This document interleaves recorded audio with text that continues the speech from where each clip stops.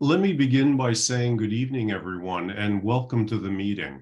And thank you so very much for taking time out of your busy schedules to join us. I know that there are a lot of things that compete for your time and your attention, and your interest in this Burford water and wastewater servicing and drainage master plan initiative, and of course, your interest in your community is very much appreciated.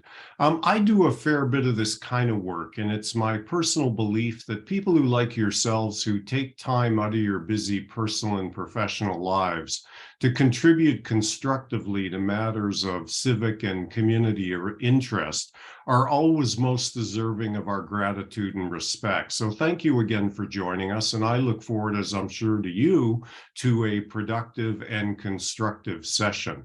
Let me quickly introduce myself. For those of you whom I've not yet met, my name is Glenn Pache. I'm the head of a firm called GLPI, and it's my pleasure to serve as the independent facilitator for this meeting. So again, it may be important for you to know that I am not an employee of the county, nor am I an employee of any of the consultants who've been retained to assist with the initiative.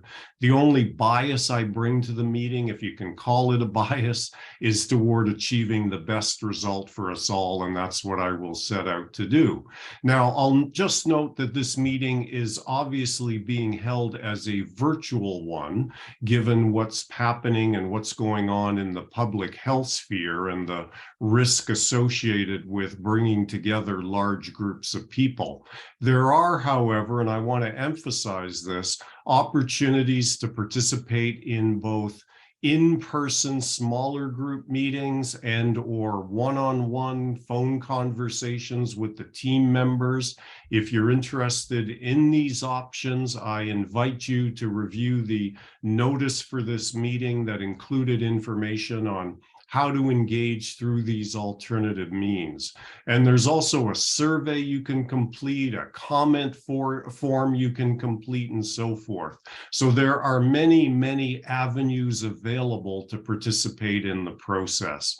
I'll also note, in the interest of openness and transparency, that this meeting is being recorded, and that's being done so that the recording can potentially be made available to those who were unable to join us tonight, and also, of course, to simply have a record of the proceedings. But let's get back to the Burford Water and Wastewater Servicing and Drainage Master Plan Initiative. As you might imagine, this study is very important, given that its outcomes have implications for everything from public health to flooding and water ponding, to property impacts and financial situations and so forth. And it's important to note, and this is really important, that no recommendations, again, I want to emphasize this, no recommendations have been identified to this point in the process. Rather, the emphasis has been on noting existing conditions, identifying potential options, and conducting some initial analysis. And public engagement, including meetings such as this one, that encourage understanding of the options and that encourage dialogue, is vital to arriving at a well-reasoned solution that meets community needs and that meets aspirations. Now, today is about sharing information and getting feedback on it. There'll be an opportunity to ask questions of fact and clarification and to share comments. We'll talk more about how to do that a little bit later. But more specifically, here's what we're up to this evening. We'll begin in a moment with a brief welcome from Mayor David Bailey, and we'll also have some context-setting remarks from Rob Walton, who is a county staff member, and I'll introduce both of them again in a moment. Following that, we'll have an overview presentation by the team from R.J. Burnside and Associates, and they are the engineering firm that is assisting the county with the initiative. And that'll cover a number of topics that I think will be of interest to the Burford community. In fact, we'll hear more about the purpose of the master plan and its relationship to the county's official plan, or OP for short. We'll also hear about the problem and opportunity statement for the initiative. The team will touch on the class environmental assessment, or EA, process and where the master plan is or fits in it. We'll also hear about work that's been completed to date. We'll hear about some feedback on the project area, existing conditions, and of course, and this is very important to everyone, there'll be an overview of the various options or alternative solutions that are being considered. Again, though, I want to emphasize no recommendations are being made and no decisions have been made at this point in the process. And of course, the presentation will also speak to next steps and so forth. And I believe the presentation was made available last week on the county's website for those of you who may have wanted to see it in advance. Then following the presentation, as I mentioned, we will open things up to questions of fact and clarification and/or any comments that you might want to share. Please note, though, that we are not, I repeat, we are not addressing individual site or property specific questions this evening. Those are better addressed one-on-one with staff members and through other means and forms. And aside from inviting your questions of fact or clarification and any comments you might want to share, the project team will also be putting a few questions to you. They are very interested in getting your value-adding observations and comments, that you might want to share. And again, your responses can help inform the initiative as it moves forward, and more about how we'll do all of that a bit later.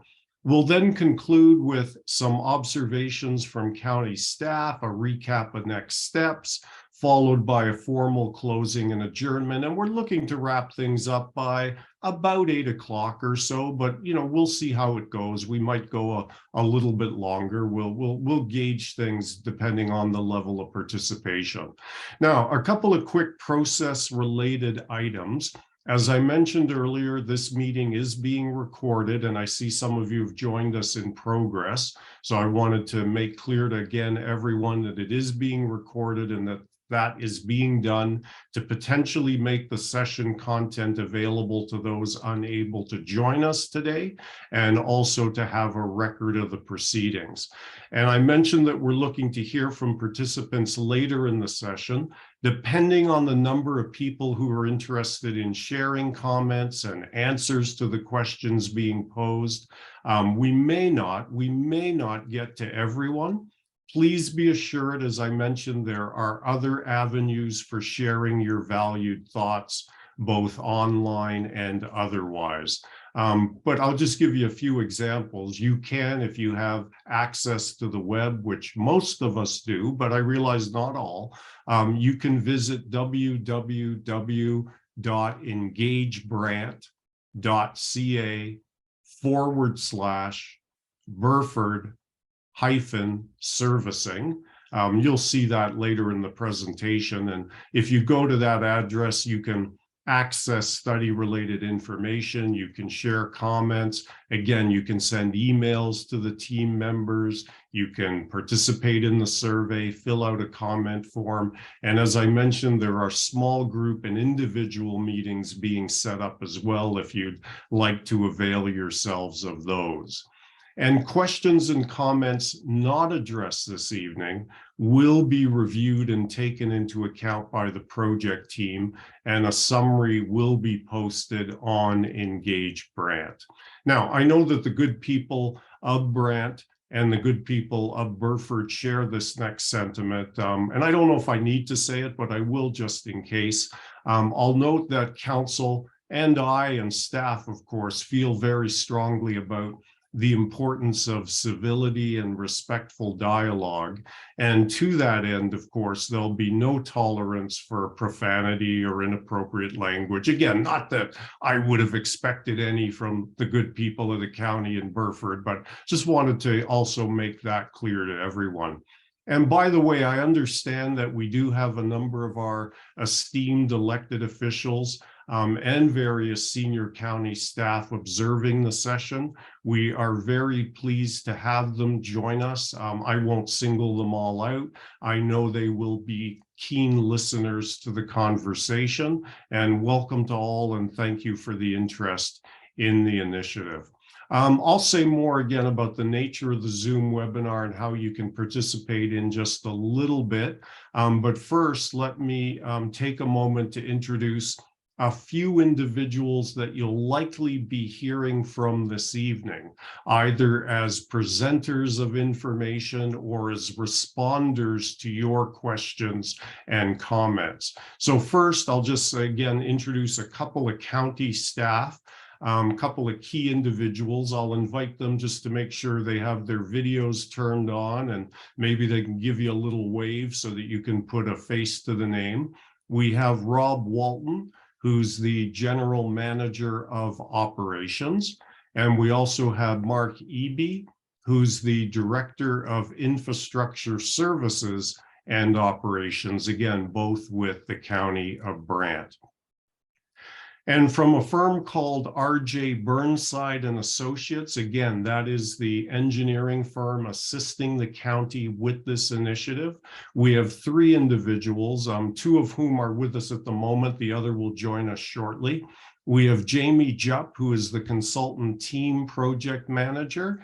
And again, we will have two of his colleagues. We have one right now who is Jeff Pasner, and we'll also have Jeremy Taylor joining us in just a little bit. And of course, we have all of you, the members of the public, without whom this meeting wouldn't make much sense. So thank you again for joining us. In the interests of time, let me hand things to Mayor Bailey to share a few words of introduction and welcome. We'll then hear from Rob Walton, again, the county's General Manager of Operations, to share a little bit of additional context. But first, over to you, Mayor Bailey. Well, thank you, Glenn, and thank you everyone for joining us tonight. In my 4 years of being the mayor, I think that the crowds for any public meeting have always come from Burford. They are very interested in how Burford is going to grow and how Burford is going to look in a few years. I've had a lot of people come to me in the last 2 weeks and say that they're not really happy with this format. And I'm sorry to hear that, because as you can see by the numbers on tonight's call, there's over 100 people, most of them from Burford, and they really do like the process of a public meeting. And they've promised me that after this meeting, if we do have another meeting, that they will behave and they will take precautions if it comes to a safety issue to meet in person. So I just thought I need to, as the mayor, when I get so much response from one piece of the county, that I do need to tell you how they're feeling. And they're here in numbers tonight to hear what's going to happen and what's going to be talked about. But moving forward, I would suggest that with that many people bringing it forward, we really do have to visit the format of the next meeting in Burford to discuss moving forward. So I just needed to say that. Glenn, you always do a good job, and I'm happy to see you again, starting a new term of council. Burford is right on the front line of business that needs to get started. So thank you, and thank you to staff for being here tonight. It's going to be an interesting couple of hours, but I did need to tell you how the people of Burford were feeling. So thank you. Appreciate that. Thank you, Mayor Bailey, and thank you for the kind words as well. So let me invite again Rob Walton. He is the county's General Manager of Operations, to share a little bit of additional context, and then we'll get into that overview presentation shortly. Rob, go ahead, please. Thanks, Glenn, and welcome everyone to our meeting. It's been just a little over 3 years since we had our November 2019 meeting to discuss a possible infrastructure project for Burford. Now, as everybody knows, a lot of things have happened since then. First of all, council approved the project to proceed with this study. The next thing that happened shortly after that is we had, the pandemic started, and that certainly has affected and slowed this project down. The third thing I just want to mention is the Brant draft official plan is complete and with the province for approval. And the draft official plan does have impact on how this project does go ahead on the development and the water and wastewater side. I'm going to make 3 points for context of this meeting. First is, if you look back at the 2019 meeting presentation and the subsequent council report, there are many reasons why the county needs to look at Burford infrastructure. And when I'm talking about infrastructure, I'm talking about roads, sidewalks, street lighting, water, wastewater, and drainage. As we go forward on projects with any of those things, they're all co-joined in some way. We need to make decisions on all of them as we go forward to do things efficiently. Second point, and Glenn's already made this point, I'll make it again. No decisions have been made. The Class EA is a process and it's designed for public and agency input. And those decisions aren't just all made on economics or the like. There's 3 pillars in there: the environment, the social issues of the community, and economics. So you have to weigh all of those as you're making the decisions, and we'll be trying to get input on all of those. The main thing is we need to keep talking and working towards decisions. The third point I'm going to make is there's been a lot of comments to date concentrating just on development and residents' costs for water and wastewater servicing. A lot of this will be influenced by the province comments and approval of the draft official plan.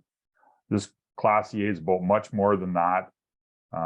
Road upgrades, drainage issues, sidewalks, streetlights, all good examples. Please provide input on all of these things. We're considering a lot of things in this. Even in the water and wastewater, we're looking at hybrid solutions, which don't include servicing for everybody. So after this meeting, the project team will evaluate all the input and evaluate the next steps. The most important thing is to keep talking and for us to follow the Class EA process to get towards a decision on those 3 pillars that I talked about. Thanks, Glenn.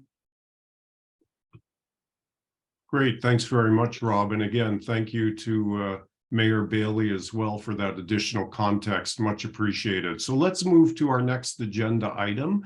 As mentioned, we're going to begin with an overview presentation. This will be a pre-recorded video narrated by the team from RJ Burnside.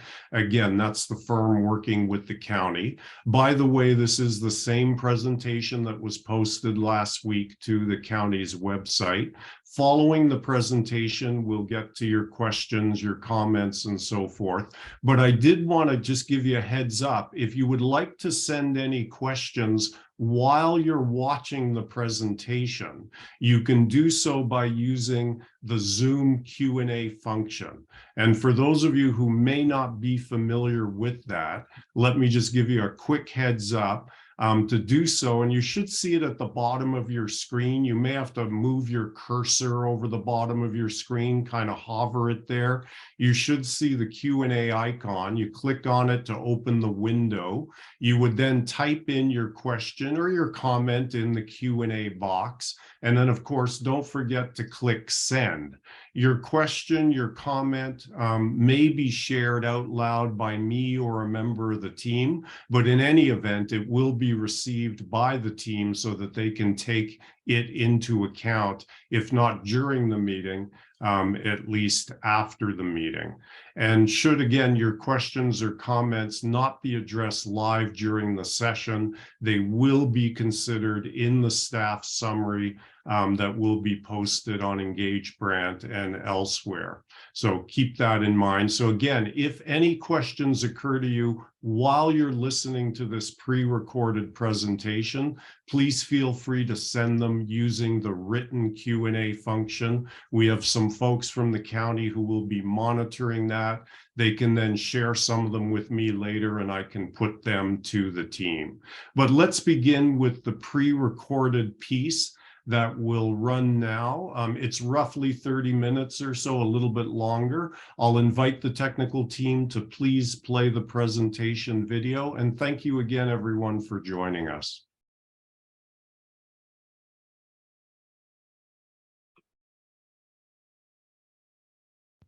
Welcome to the Public Information Center number 1, Burford Water and Wastewater Servicing and Drainage Master Plan Class Environmental Assessment.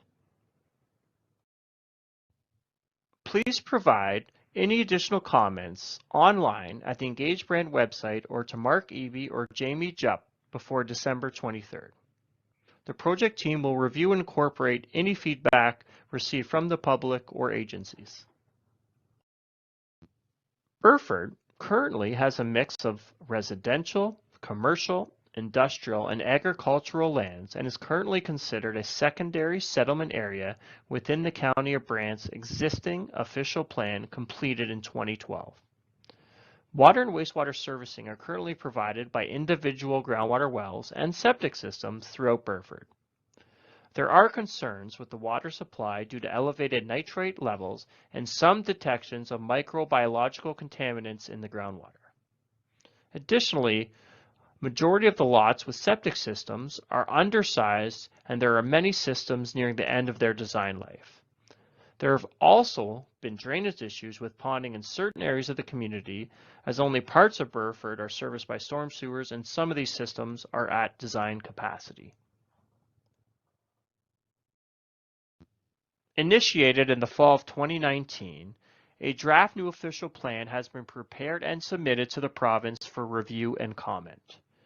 Infrastructure planning forms an integral component of the draft new official plan and will incorporate various infrastructure alternatives resulting from assessments, master plans, and studies. The draft new official plan will be a crucial tool in assisting the county with sustainable and managed growth and phasing of development through updated policy framework, flexible implementation tools, and most importantly, aligning existing and future development objectives with community needs. The opportunity statement for this Master Plan EA is as follows. The new official plan is currently being completed, and various water, wastewater, and drainage infrastructure alternatives need to be considered to ensure that the future development identified can be adequately serviced and the existing issues within the community can be addressed moving forward. Many of the roads are in need of reconstruction or resurfacing, so now is the time to confirm the need for any underground infrastructure. The county is undertaking this Master Plan Class CA to determine the most preferred alternatives for water servicing, wastewater servicing, and stormwater drainage infrastructure to meet the needs of the Burford community within the 2051 planning horizon. This slide summarizes the municipal Class EA process. Before the Class EA process was started, the county conducted a pre-consultation meeting with the public on November 6, 2019. A municipal Class EA process contains 5 phases. Phase 1, identify the problem and opportunity statement. Phase 2, identify and evaluate alternative solutions. Phase 3 and 4 are only required for Class C projects. Once Phase 1 and 2 are completed and a Schedule B project is confirmed, a project file report is submitted along with a notice of completion for a 30-day public review period. Phase 5 includes the implementation of the preferred alternative.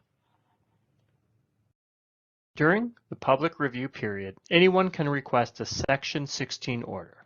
You can ask the Minister of the Environment, Conservation, and Parks to make a Section 16 order if you have outstanding concerns that a project going through a Class EA process may have a potential adverse impact on constitutionally protected Aboriginal and treaty rights, and you believe that an order may prevent, mitigate, or remedy this impact. The Minister can make an order which can require a proponent to apply for approval or meet further conditions in addition to those outlined in the Class EA. This slide summarizes the Master Plan EA consultation timeline. The county conducted a pre-consultation public meeting in November of 2019. The notice of commencement for this master plan EA was sent out in January of 2021. The next public information center is tentatively scheduled for April of 2023, with the project file report and notice of completion being sent out August 2023. Please note that these timelines may vary depending on comments received and the new official plan.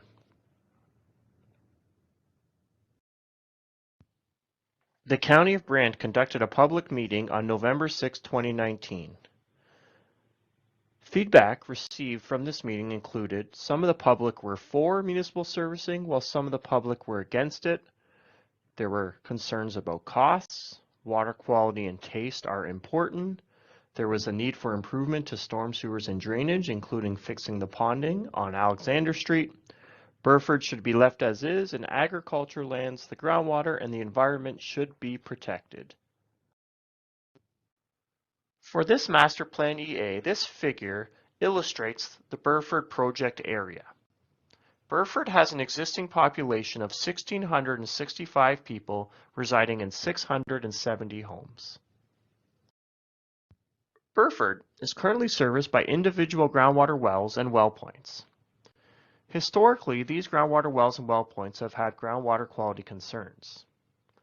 Nitrate levels in the groundwater have commonly exceeded the maximum acceptable concentration in the Ontario Drinking Water Quality Standards, likely due to a combination of septic systems and agricultural fertilizers.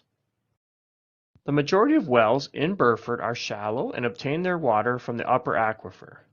These shallow wells contain high concentration of nitrates. There are some wells drilled deeper into the bedrock, but these wells have high sulfate concentrations. Several monitoring wells were drilled in the late 90s and early 2000s to monitor the nitrate concentrations. A groundwater protection strategy completed in 2002, which implemented policies to protect the groundwater. However, there appears to be no significant change in the nitrate concentrations. Burford is currently serviced by individual on-site wastewater systems, mainly septic systems, with a few holding tanks. Review of historical records indicate many of these systems are aging and nearing the end of their lifespan. Adequate space is necessary for a septic system and leaching bed to achieve proper treatment and nitrate dilution while maintaining minimum separation distances from various constraints, including but not limited to structures, wells, surface waterways, and property lines. The County of Brant's minimum lot size to have both a private well and a wastewater disposal system is 3,000 square meters. The vast majority of these lots do not meet the minimum lot size. There are a total of 323 properties that have a land size between 1,500 and 3,000 square meters. There are a total of 339 properties that have a land size less than 1,500 square meters. The drainage in Burford is managed through a combination of several different systems. One of the systems is soakaway pits or dry wells that are scattered throughout Burford. Water is directed to these soakaway pits through a combination of either swales or roadside ditches. There is also a storm sewer system in a couple of spots throughout Burford that use catch basins and convey the water to an outlet. Burford is serviced by 3 municipal drains. The Lewis drain, which is located on the west side of Burford and round to the north. The Darby drain, which is located on the east side of Burford, and the Site Stream, which is located in the southwest corner. Generally, the outlet of water, if it's not infiltrated into the ground, is directed to Whiteman's Creek, which is to the north and the west of Burford. There are 3 minor storm sewer systems located within Burford currently. The first one is located along King Street, and it extends from Minchell Drive west through to the outletting into the Lewis Drain. There is also a storm sewer system located in the areas of Stewart Drive and Maple Ave. A third system, which was recently constructed, is along Alexander Street, and it's a combination of a storm sewer system and what's called a low impact development, or LID technique. The LID is completed with perforated pipes so that some of the storm water can infiltrate back into the ground. This is an aerial photo of Burford. The study area is noted by the red line, which is on the left side. The dark blue line is the storm sewer systems that were described on the previous slide. The green locations are the dry wells or soakaway pits that are scattered throughout Burford. And the light blue line notes the 3 municipal drains. As mentioned previously, the Lewis drain is on the west side, the Sites drain in the southwest corner, and the Darby drain on the east side. Also noted on this drawing are some minor rounding out areas on the north side of Burford.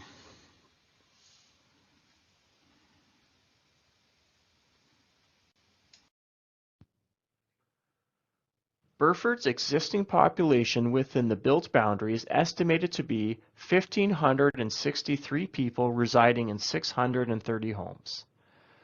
Burford is classified as a secondary settlement area in the county's current official plan. Minor rounding out of the existing built boundary is expected to occur. This map shows the study area for the Master Plan EA as well as the built boundary. The study area is the red boundary, while the built boundary is the yellow boundary.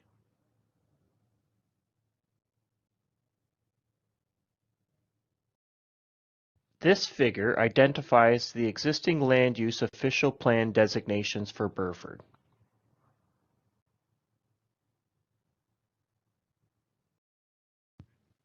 This map identifies areas for proposed residential developments as well as potential areas for minor rounding out of the existing built-up area. The total number of future residential lots available for development is dependent upon the level of water wastewater servicing provided. Larger lots will be required for houses that will be serviced with septic systems. Housing growth projection calculations indicate 360 to 1,290 additional housing units constructed over the next 30 years based on the various lot sizes and residential development areas, including 207 units in the proposed Creekside Village and 6 Maple Ave developments. This housing growth would result in a population growth of 842 to 3,447 people. The county has received one residential development proposal and is anticipating receiving another one outside of the areas shown at this meeting. This table summarizes the potential development scenarios for Burford. As stated earlier, there are currently 1,563 people residing in 630 homes. If all existing and future lots were to be serviced by municipal water and municipal wastewater, an additional 1,290 homes, or just under 3,500 people, could be accommodated. If all existing and future lots were to be serviced by municipal water and private wastewater, an additional 640 homes, or roughly 1,600 people, could be accommodated. The last option is if all existing and future lots were to be serviced by private water and private wastewater, an additional 360 homes or 840 people could be accommodated.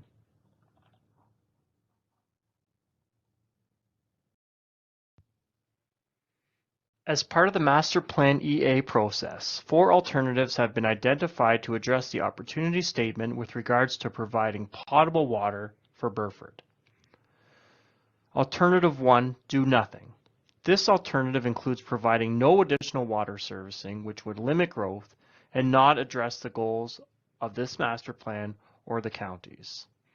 As such, this alternative will not be evaluated further through the EA process. Alternative 2, individual water sources. This alternative includes the continued use of private water systems which includes constructing new private wells and treatment systems for future growth and replacing existing private systems over time as required. This alternative will be evaluated in detail through the EA process. Alternative 3, Burford Municipal Water System. This alternative includes the construction of a new municipal water system to service Burford, including a new municipal water source, a treatment plant, storage, and distribution system. Due to raw water quality concerns, including high nitrate concentrations and the significant cost for treatment of this water, as well as high cost for a brand new water treatment plant and storage in Burford, this alternative will not be evaluated further. Alternative 4, connection to the existing airport water system. This alternative includes connecting to the county's existing water system at the Brantford Airport. This alternative will be evaluated in detail through the EA process. Please note the connection to Paris water system was also considered, but will not be evaluated in detail due to the proximity to Burford.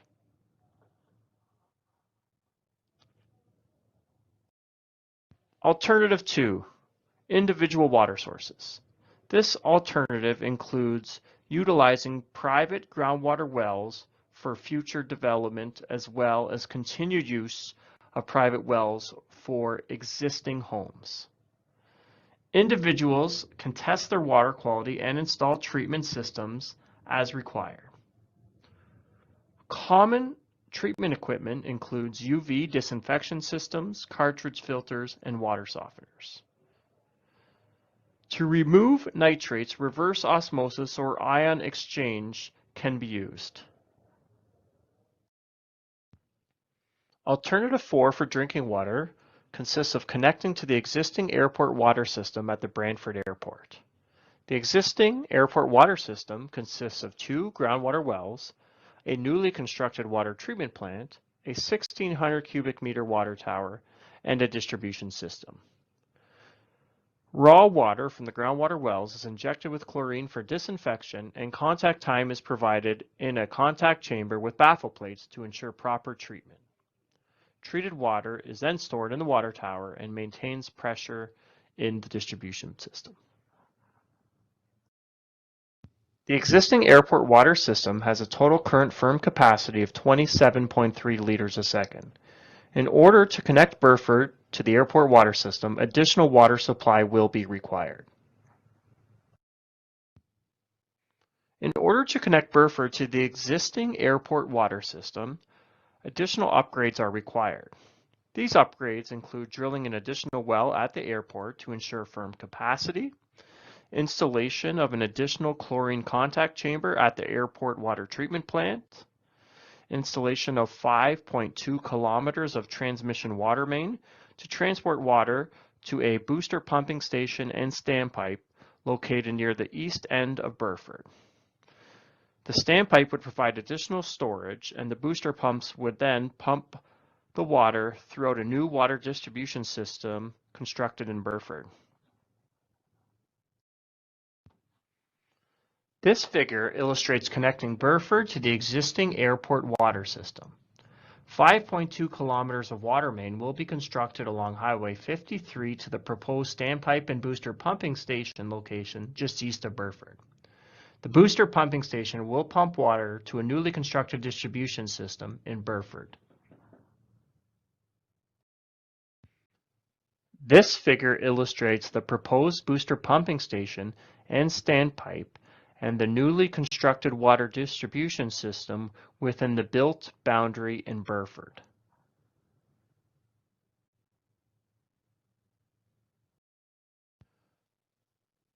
For alternative 4, connecting to the airport water system, 5 different alternatives are dependent on development and fire protection.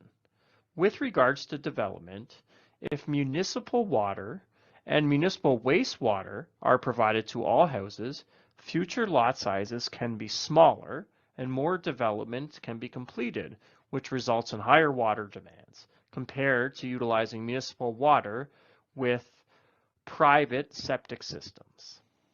With regards to fire protection, if fire protection is provided, fire hydrants throughout the water distribution system, a larger storage volume, extra pumps, and larger diameter water main would be required.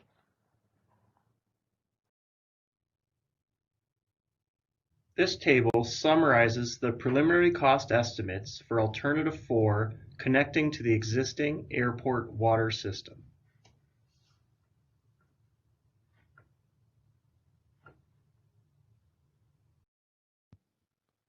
Four alternatives have been proposed for wastewater servicing in Burford. Alternative 1, do nothing. This alternative includes no additional wastewater servicing would be provided and growth would be restricted, which does not address the goals of this master plan or the counties. Therefore, this alternative will not be evaluated further. Alternative 2, individual wastewater systems. This alternative includes the continued use of private wastewater systems, which includes constructing new septic systems for future growth and replacing existing private systems over time as required. When existing systems are being replaced, individual site conditions need to be considered to determine if conventional septic systems are feasible or if more advanced on-site treatment options are required.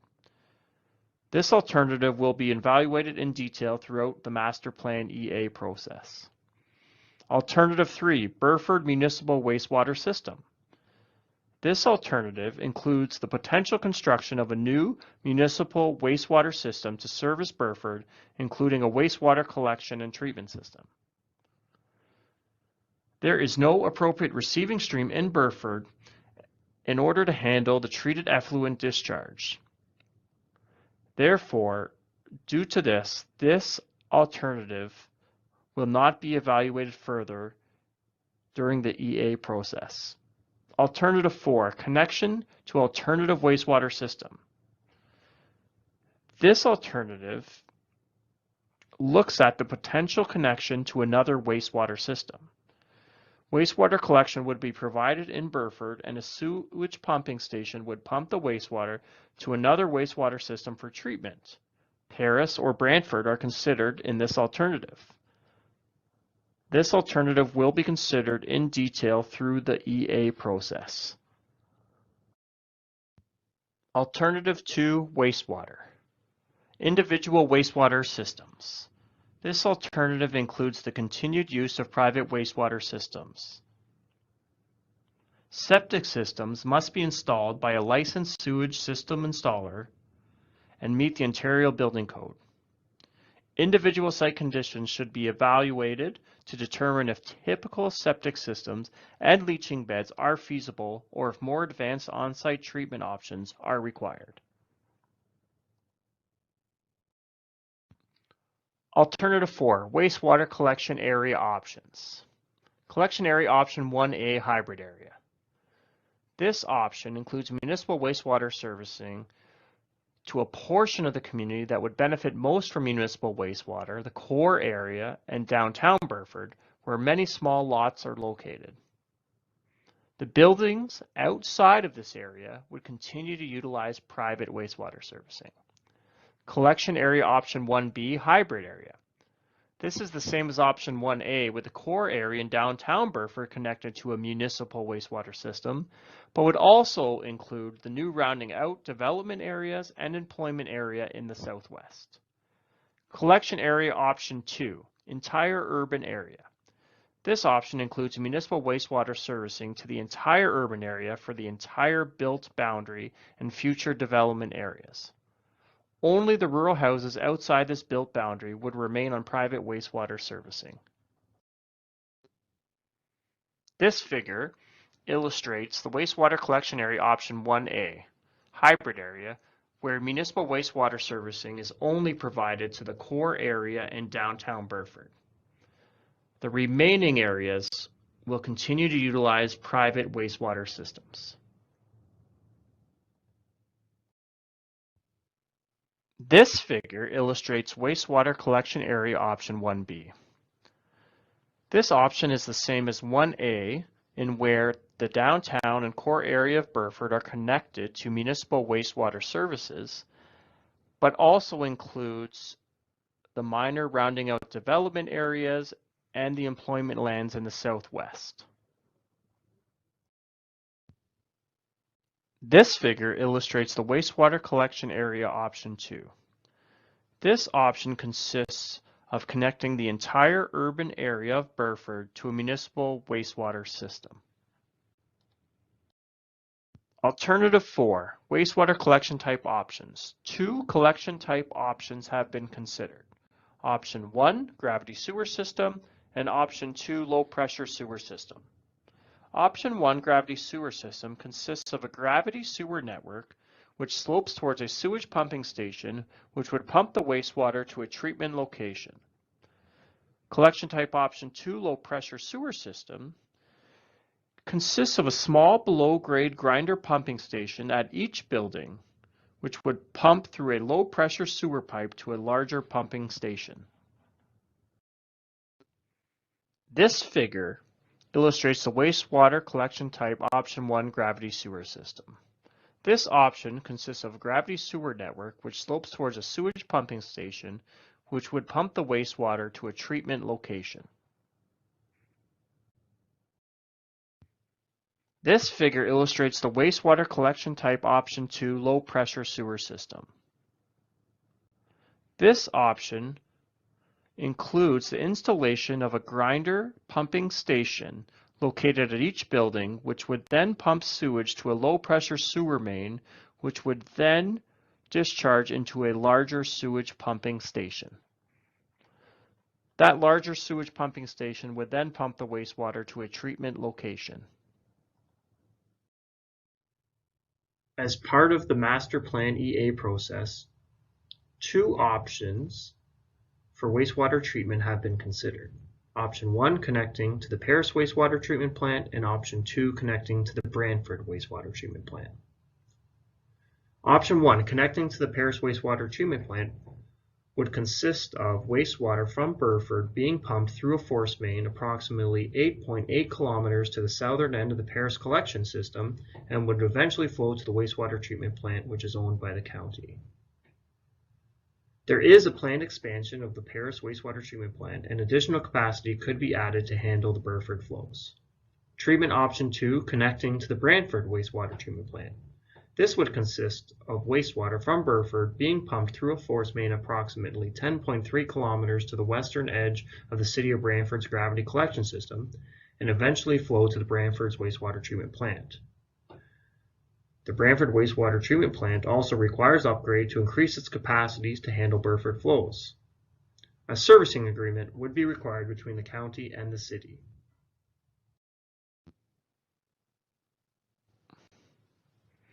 This figure illustrates the wastewater treatment options. Wastewater from Burford would either be pumped to the existing Paris wastewater treatment plant or pumped to the existing Brantford wastewater treatment plant.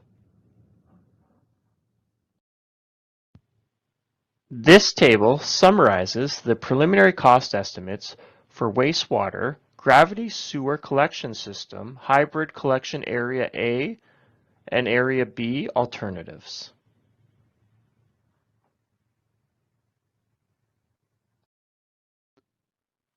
This table summarizes the preliminary cost estimates for wastewater for the low pressure sewer alternatives for hybrid collection area A and hybrid collection area B.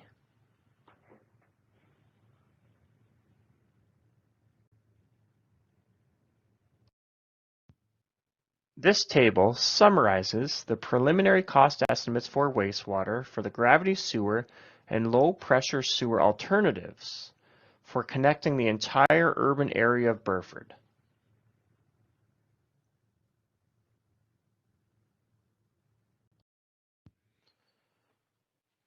The proposed official plan has not yet been approved by the province at this time. The county has recently received a development proposal and anticipates another development proposal that is different than the potential developments shown in this presentation. At this stage, it is too early to estimate the cost per connection for existing residences, industrial, commercial, and institutional buildings. This cannot be completed until the official plan is approved and proposed developments are evaluated. The water and wastewater options will be reevaluated in light of these proposed new developments as we proceed with the project. For drainage and stormwater within Burford, several alternative solutions were investigated. The first alternative is to do nothing. With this alternative, no action would be taken, and stormwater would continue to be managed through the combination of systems that exist within Burford, including dry wells, storm sewers, roadside ditches, and swales. Alternative 2 was to propose a storm sewer collection system. For this option, a network of storm sewer pipes and structures, catch basins and manholes, would be installed within the right-of-way on existing as well as future streets.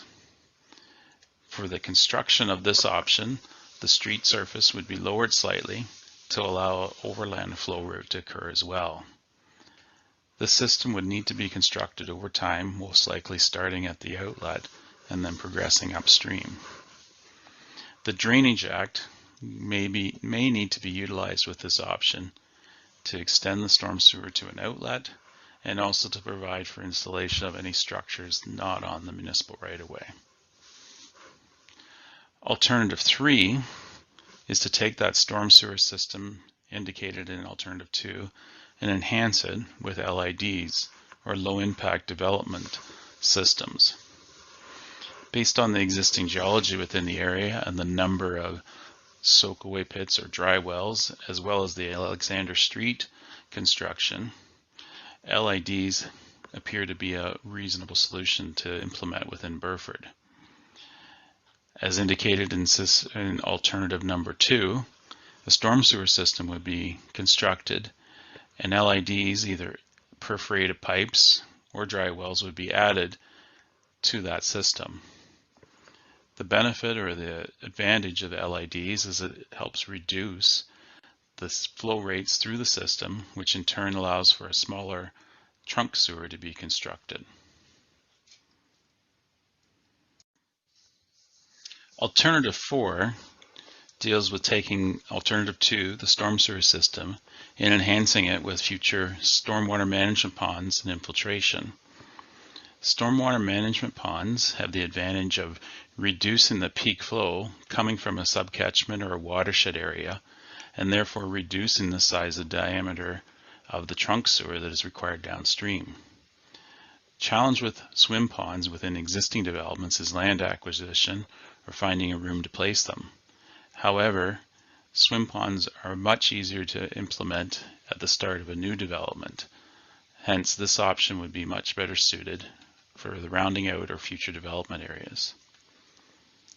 Alternative 5 is to consider using surface drainage, such as roadside ditches or swales, along the surface within part of Burford, rather than trying to extend a storm sewer system. This alternative is quite limited in some areas because of the existing topography and the elevations of the current street and curbs. Alternative 6 is to construct a berm. Flooding issues that occurred in the past along Maple Ave, Wilson, Broadview, and Cedar Lane were partially due to agricultural runoff from the neighboring lands. This alternative that was investigated was to propose a berm along the boundary between the residential and agricultural properties. The berm would contain the water and then allow it to be conveyed at a slower rate through the residential area, eventually to the outlet. This option would rely on the Drainage Act to be utilized for land acquisition and be able to construct the berm on private lands. Through the evaluation process, multiple alternatives may need to be combined to provide the best solution for all the subcatchments within Burford. Cost estimates were prepared for alternative number 2 for the storm sewer system. For this alternative, two different options were looked at. The first one being a single outlet for all of Burford, directed through to Whiteman's Creek along Stewart Drive. The cost estimate prepared was $24 million. The second option considered under this alternative was to have multiple outlets, similar to the existing conditions, spread around Burford. This system would also utilize a storm sewer network and reconstruction of the roads. Cost estimate for this was $22 million. The following slides show that Burford was split into 13 subcatchment areas. Alternative 2A is the storm sewer system with a single outlet directed to Whiteman's Creek.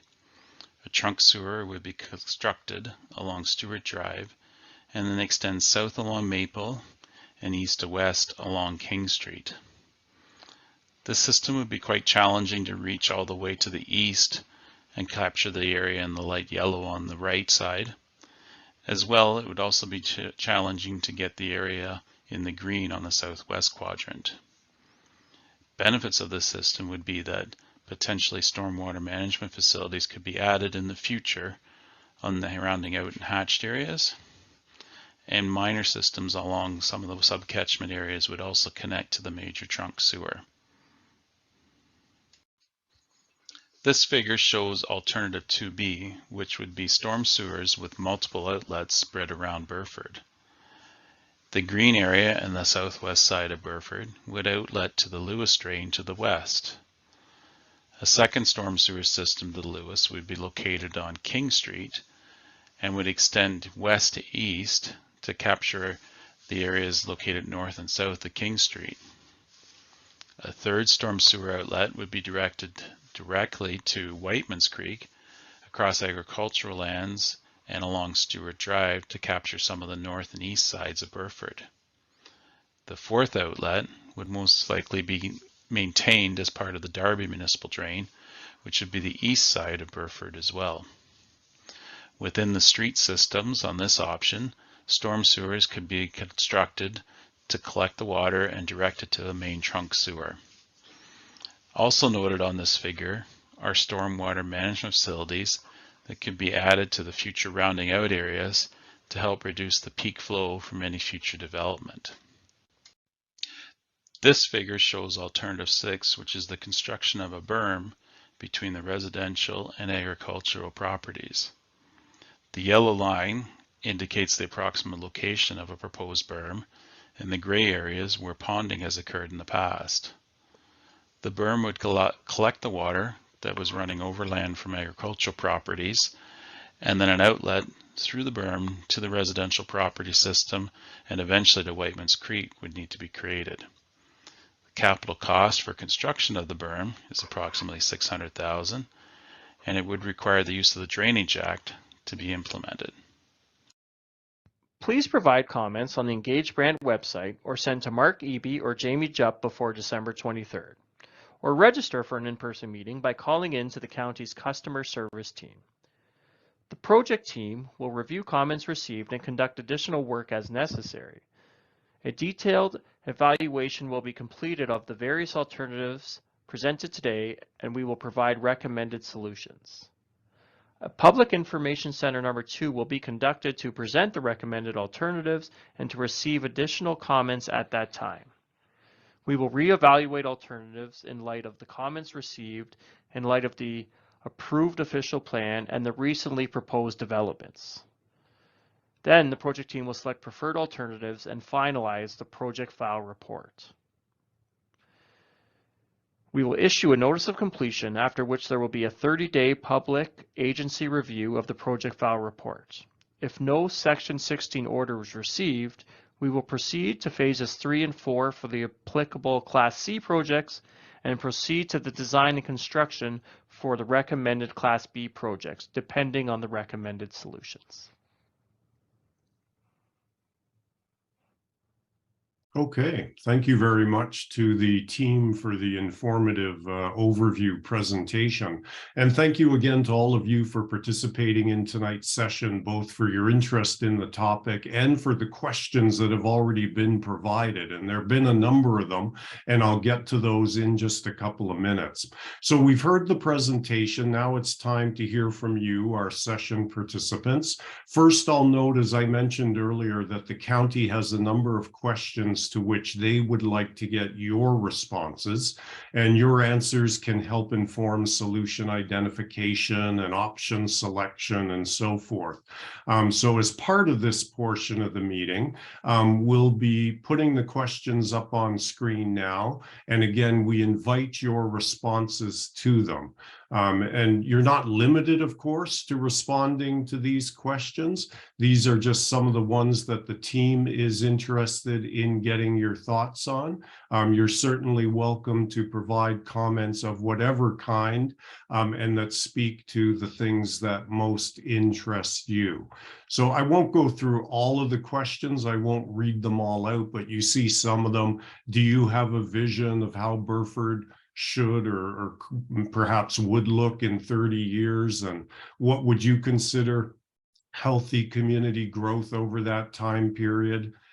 So anyway, I'll let you have a look at those questions. And again, I'll invite you to respond to them on the team's behalf. Now, for those of you who've joined us in progress, and I know that's a number of you, my name is Glenn. I'm serving as the independent facilitator for tonight's meeting. Now, let me also walk you through a few options for how you can share your views in tonight's meeting. And in particular, for those of you who are less familiar with the Zoom platform, and I know that's likely a number of you, let me go into a little bit of technical detail. So you can share your comments and or your questions and or your answers to the team's questions either in writing or orally. If you'd like to share your thoughts in writing, please continue to do what you were already doing or what many of you were doing during the presentation, and that is to use the Zoom written Q&A function. And again, for those who've joined us in progress, you open the Q&A window, you type your question, your comment, your answer to the question in the Q&A box. If you are going to answer any of those 4 questions you see on screen right now using the written Q&A, please be sure to reference the question. So put at the beginning of your answer, for example, if you were answering question 3, just put Q3 at the beginning of your answer and then put your answer after that so that the team will know which question it is that you're responding to. So again, if you want to do that in writing, please use the written Q&A, and remember that some of your comments and questions may be shared live or out loud by me or a member of the team. And again, if your questions aren't addressed this evening, be assured that they will be considered in the staff report and so forth. If you would like to share your thoughts orally, that is to have the opportunity to speak when responding to the questions and or to share a question or a comment, please feel free to raise your hand electronically. So I need to give you a little bit of information here about how to do this. If you've joined by a computer or a tablet or a smartphone with screen capability, you can raise your hand electronically by clicking the raise hand button that is typically found at the bottom of your screen. Again, you may have to hover your cursor over that area to see the icon. And though this may vary depending on your device and whether you've accessed the meeting using the full Zoom program, the app, or the browser, again, you should see the raised hand icon at the bottom. Simply click on it to raise your hand and get into the queue. And again, you might have to hover your cursor over the bottom or the top of your screen to see the raise hand icon. At the appropriate time, the technical manager will give you permission to unmute and you'll be invited to speak. and all participants in the meeting tonight will be able to hear you. And you'll get a message, inviting you to stay muted or to unmute yourself. If you have simply joined us tonight, and this is possible through the Zoom platform, if you've joined us tonight using a non-web-enabled simple telephone, in other words, an old-fashioned telephone, if I can put it that way, you'll need to raise your hand by pressing *9, because you obviously won't have a raise hand icon on your phone. So you would need to press *9. And then to mute and unmute yourself once you're invited to speak, you would need to press *6. So again, if you're on a simple telephone, *9 to raise your hand electronically, *6 to mute and unmute yourself. Once the host identifies your number, if you've phoned in, you'll receive a prompt indicating that the technical manager would like you again to unmute yourself. And again, you can do that by pressing *6. If you are selected to speak, and this is really important to everybody, please make sure that your microphone is enabled. That is different than muting and unmuting. For example, if you're using your computer's or your laptop's microphone, not only do you need to unmute, you need to make sure that you have enabled your microphone to be used. So I'll just caution everybody that you need to make sure that you've done that. And of course, once you've shared your thoughts, your questions, you'll be remuted by the technical team and you'll return to being a meeting attendee. I'll ask everybody, of course, to be as concise as possible so that we can hear from as many people as possible throughout the meeting. And again, we may not get to everyone. Please remember that you can submit questions, comments through other means. So let's start off by going to some of the questions that were submitted during the presentation, and there were a number of them. So I'm going to start off, and Rob Walton, maybe I'll ask you to jump in on this one. Someone was asking, what would be the connection fees for water and wastewater? So they're specifically asking about the connection fee. Rob, can you answer that one for us? Thanks, Glenn. Actually, in the presentation, we talked about that, and at this time, we can't give a connection fee. When we get around to the next round of looking at alternatives, and we get an answer on what the province is saying about the official plan, we will be able to give some estimates of that at that time. But right now, we aren't far enough into the alternatives to give any meaningful calculations on that. And we're sorry for that, but it's just the reality of the situation. So another question for you, Rob. Someone was asking, if water mains and if sewers are installed, if that's the option that's selected, will connections be mandatory? Will everybody have to hook up to them? I think the answer to that is a little bit more complicated. We're looking at hybrid solutions here in the community. Whereas, say for wastewater, there's parts of the community that have pipes in front of them and parts that don't. For the areas where the pipes are put in front of, there would be mandatory connections. Now, the timeline of that probably would be a few years, but there would be mandatory connections in the area where it's decided that they're going to have the service. And the reason for that is these systems have to be self-sustainable once you put them in. You can't just service the people that want it and not the others. It requires you to have a certain number of connections to actually operate the system and to finance it. And again, for those who've joined us in progress, this is Rob Walton, who's the general manager with the County of Brant. Rob, one more for you, and then I'm going to go to your colleagues at Burns for the next one.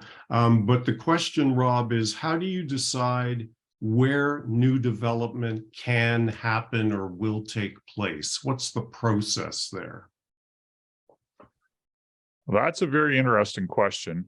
Actually, you start with the official plan. And when we had the slides up there for Burford, the official plan, which has been in place for a long time, not the new official plan, we're just using the same boundary that's been in there for years.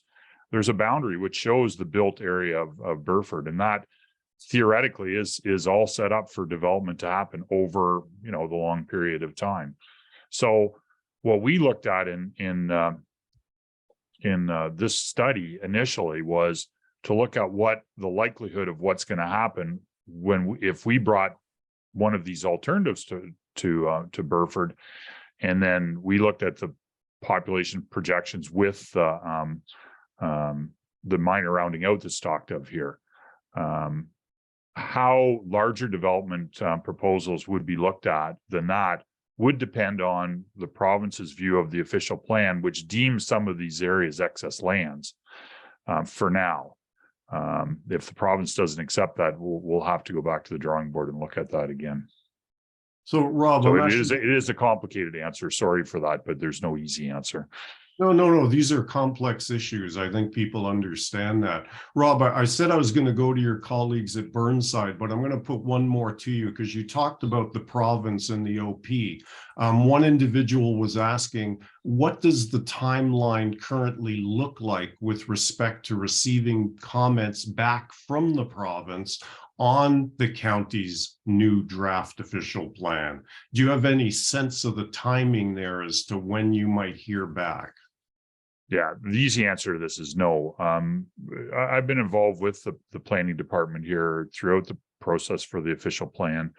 And we originally thought it was submitted in time that we would have the response back to it well before the provincial election, which was last June.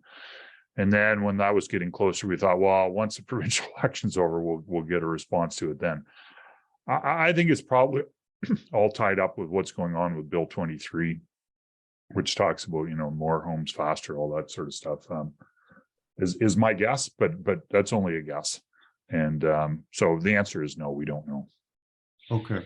And I know a few people have your hands up. I'm going to come to you in just a few minutes, but I want to share a few more questions that people sent in during the presentation, in fairness to them for offering them early. So this next question I'm going to put to Jamie Jupp from Burnside. Again, they're the engineering firm assisting the county. Jamie, someone was asking, what will construction look like? Will it all, if it went ahead, will it all happen in a 1 to 2 year time frame? Can you give us some sense of what that might look like? Sure. Thanks, Glenn. Yeah, I guess the timeline for construction would be very dependent on what the preferred alternatives are that are identified as part of this EA process that we're taking part in now.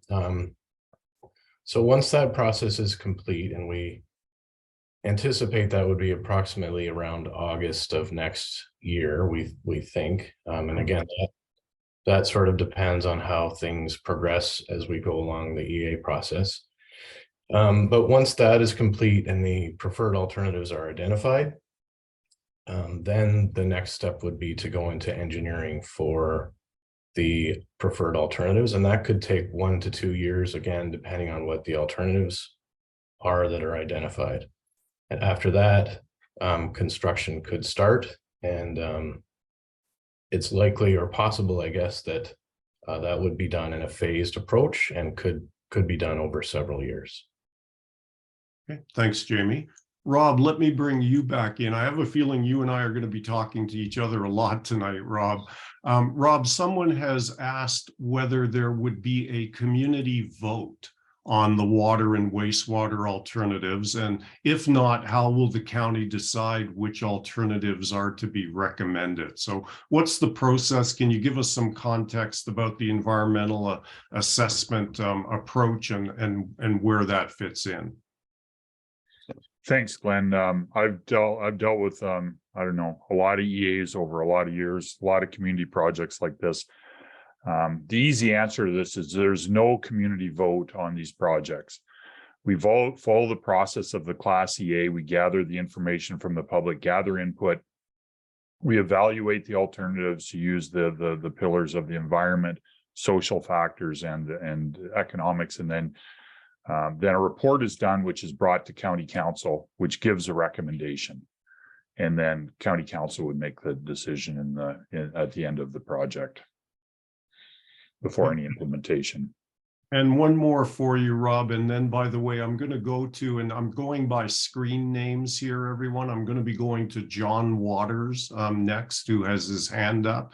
And I'll follow on deck with William, it looks like Martins or Mertens. My apologies if I'm mispronouncing anyone's name. But one more question for you, Rob. Somebody had asked, what is the estimated growth for Burford over the next 10 years? Do you have any sense of what those numbers are?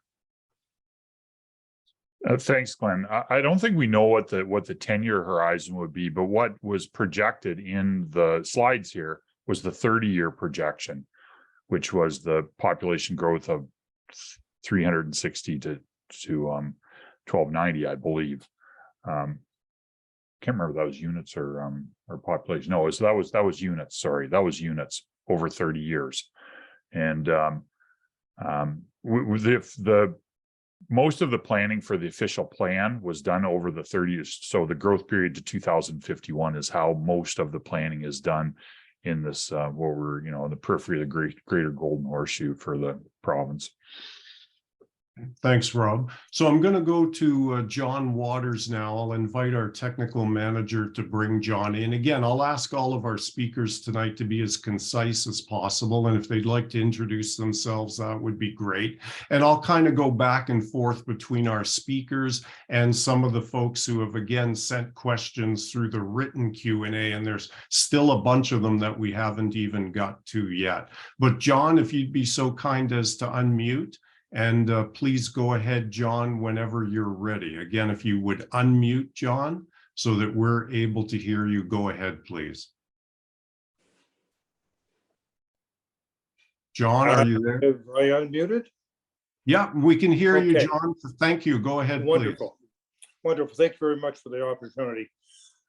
Big question is, and I've talked to a lot of my neighbors, and a lot of them are not just old like me, but even young ones don't have the opportunity to get into this process and are not techie enough. They really would like to see an in-person meeting where we could actually be in attendance and hear how other people in our neighborhood are talking and thinking. I've already talked briefly with Robert and David, our counselors here, and I've recommended that we have a town hall meeting for Burford so that we can talk about some of the little things that are going on or aren't going on in Burford, as well as the present water, sewers, and drainage. So would there be an opportunity for an in-person meeting? Okay. Well, let's Thank get you. Rob Walton in on that. And thank you, John, very much for sharing both the question and the idea about the town hall. Rob, go ahead, please. Thanks, Glenn. Certainly in the future, the opportunity based on the situation of the health units recommendations for what we do and the like, for us to change the format in the future, there is possibilities. I hold out to everybody. We are holding in-person meetings on Thursday, and people can sign up for those. I don't think that they're actually even all the 4 sessions are even full yet. So this meeting we're holding is a 3-pronged meeting: a virtual meeting, there are in-person meetings for smaller groups, and then there's one-on-one phone calls. I don't know when the time will be where people will be comfortable to come back to in-person meetings for this. We've heard from people of the public that they don't want to have in-person meetings right now too. So we've heard both input. So. Okay. Thanks, Rob. William is on deck, and I'll go to William in a moment.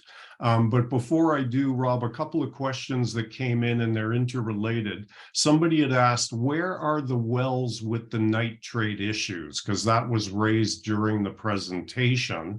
And then somebody's also wondering how many septic systems and wells are aging. Do you have any sense of the numbers? So where are the wells with nitrate issues, and can you give us any sense of how many septic systems and wells are aging in the area? Thanks, Glenn.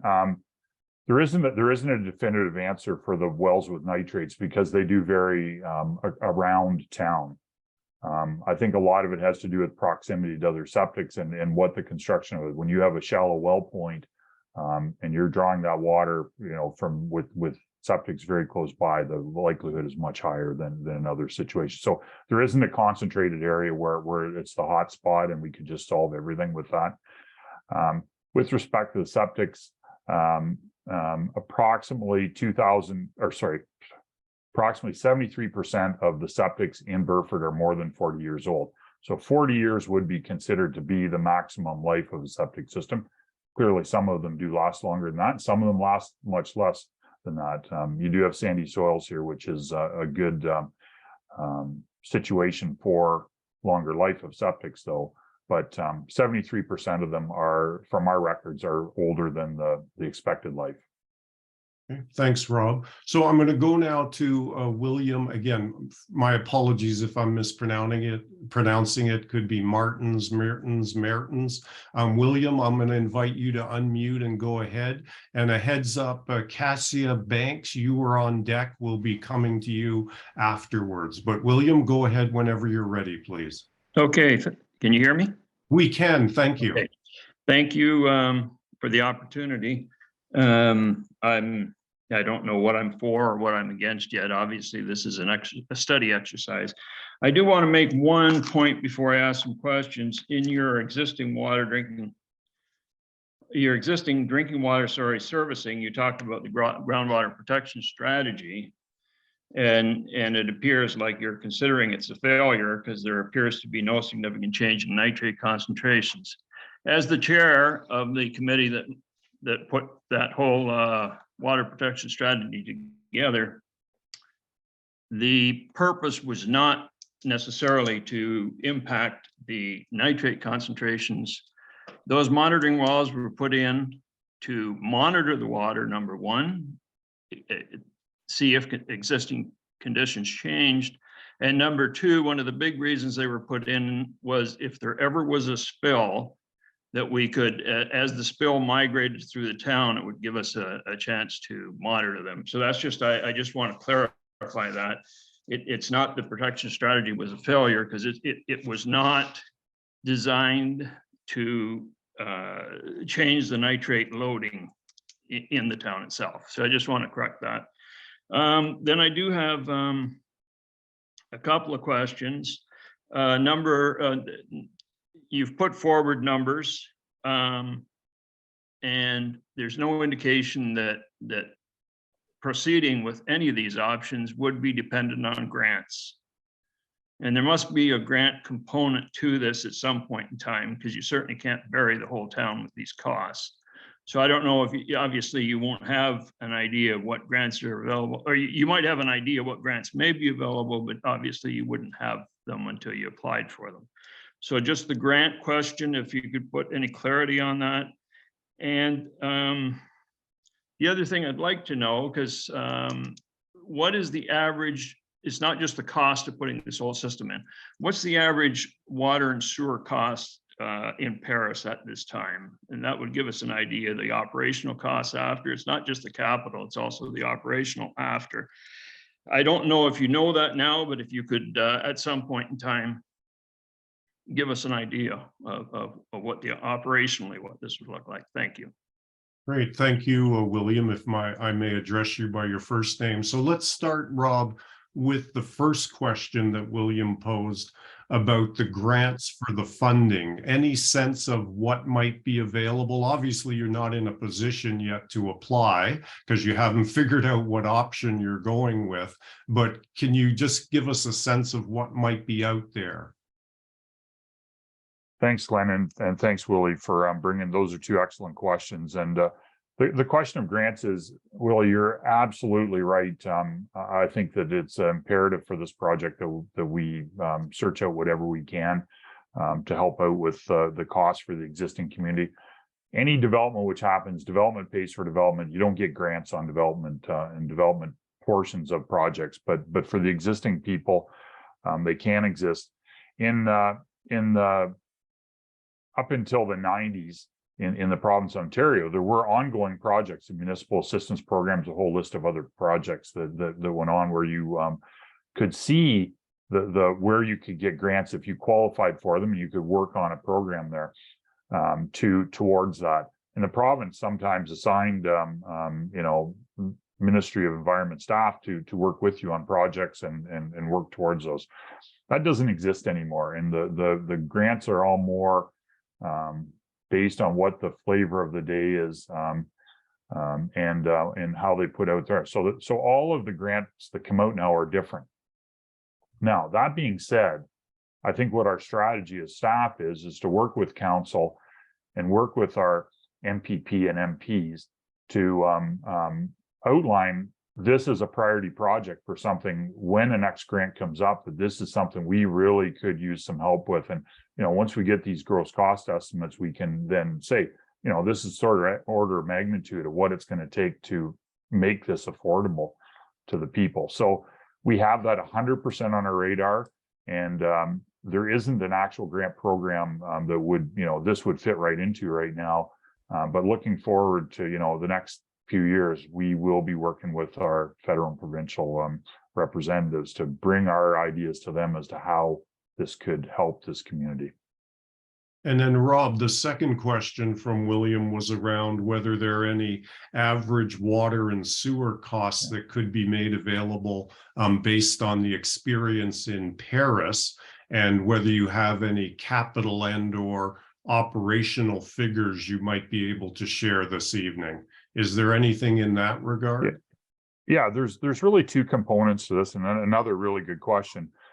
So we've already talked that we aren't talking about individual connection costs per property yet, because we aren't far enough along in the project to know what the development component be, what the component to existing people, and again, Willie brought up a good thing, what the grants might be. But I think on the average water and sewer costs, when we have the next meeting, we will put some information into the people as to what they could expect monthly bills to be. We do run water and wastewater in the county as a one-tier system. So when we get the system in place, they would pay the same rates as everybody else. Obviously, we're trying to bring in a system here that doesn't have high operational costs. And I think that the ones that we're bringing in here, where we're really right now talking of connecting to existing systems, would not have high operational costs. So I think that we could say that they'll likely be the same monthly cost as the other ones, and we can calculate those now because we have rates to calculate them from. So at the next meeting, we can bring those forward. Thanks, Rob. So a few more that have been sent in by writing, and then I'm going to go to Kazia, as mentioned, in just a couple of minutes. First of all, Rob, someone was wondering if you would be doing other sorts of things with the construction, again, assuming this were to all go ahead in terms of the water and wastewater. And I think the examples of other things were, somebody listed connecting sidewalks or cycling lanes, that sort of thing. Would anything else happen if you were to proceed with constructing some of the water, wastewater options that have been described? Absolutely. And first of all, I'll bring out is that before most of the roads that can be considered for any improvements, we do have to improve the drainage, whether we do water and wastewater at all. The drainage on many of those streets has to be improved before we can build a road which would last a long period of time. So drainage is imperative towards fixing the roads.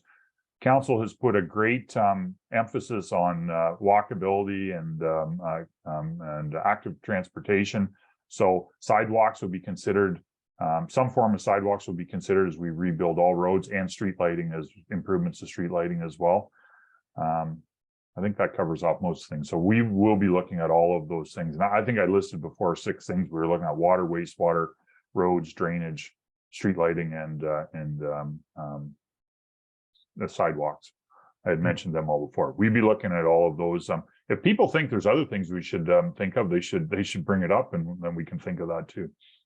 Great, thank you. So again, I'm going to go to Kazia in just a moment, but Rob, some people are interested in knowing, and there have been a number of questions through the written Q&A about what's optional or what would be optional and what would not be optional. So for example, someone has asked, would there be an option for new development in the area in Burford to have water and wastewater without affecting existing residential homes. So I'm taking that as, the new folks could connect to the municipal system, but the folks who already have maybe their own wells and septic systems, would they have the option to not connect? So that's one.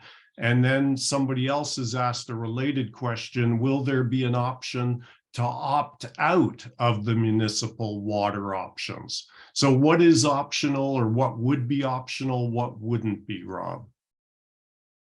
So there is an option for us to do a project where new development is serviced and the existing community stays as it is. That is a possibility. And specifically for wastewater, that is a true possibility for wastewater.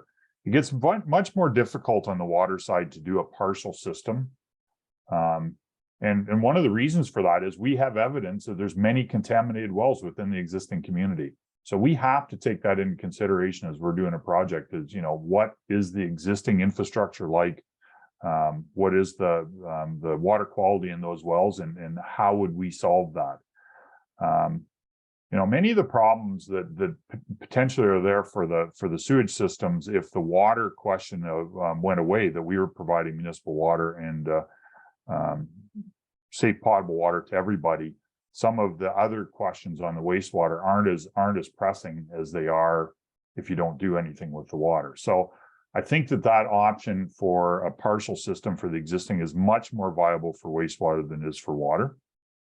It's only my own opinion, but we have to evaluate everything. And will there be an option to opt out of municipal water if it comes? So the answer to that would be no. Where it's decided that these services go, I answered this before, there would be mandatory requirements where it goes. Now, there's an option where it doesn't go to an area, then that area would not have to connect. Gotcha. Thank you. So let's go to Cassia Banks. Again, I'm going by the screen name here. You've waited patiently. Let me invite you into the conversation. If you would kindly unmute yourself so that we'll be able to hear you, Cassia, and go ahead whenever you are ready, please. Hi, can you hear me? I can, yes. Thank you. Perfect. How are you? I'm good. I have a question. If we do go with this whole plan, where is the school in this plan? Is there a plan like to build a new school for, because everybody's talking about new houses, and I don't know the exact number of how many houses, but we only have 2 schools here. Like, what's the plan for school? So Rob, I know I can answer that. Yeah, go ahead. Go ahead, Rob. Cassie, I don't think we know the answer to that yet until we start evaluating. Like when we get the answer back on the official plan about whether some of these lands are going to be excess lands for the next 30 years or not. And it's then some of these development proposals, which are out there floating around. Everybody's heard about them. We heard, we engaged Brant. A lot of people were talking about them today. We'll be in a better position to, as we evaluate those, for the school boards to make their decisions on what they need to do to service the population that's proposed. So as planning goes ahead, if once that we hear on the official plan, the planning goes ahead, those questions will get answered, but those are answered by the school board. They do their planning for that when they know what the growth of the community is going to be. And again, everybody, I invite you, if you want to share your questions, your comments, your answers to the team's questions orally, that is out loud, please feel free to raise your hand electronically and we'll look to get you into the conversation. I know many of you seem to be preferring to send stuff through the written Q&A, which is just fine, don't get me wrong. And I'm happy to put those questions forward to Rob and the other team members. So let me continue to do that now. Rob, just being blunt, some people have said, what if as residents of Burford, we don't want to grow? What do we do? What if the existing residents don't want Burford to grow? Well, you can state all of your opinions on the question forms, that's for sure. The decision to whether grow or not is depends on what is in the official plan and what the province's strategies for growth in the area are, and that then gets translated into their approval of the official plan. So that's why that consideration is so important. We really thought we would have that by now, but we don't. And so the area that's shown for Burford to grow has been drawn on the map for many years. So, it's up to what's in the official plan.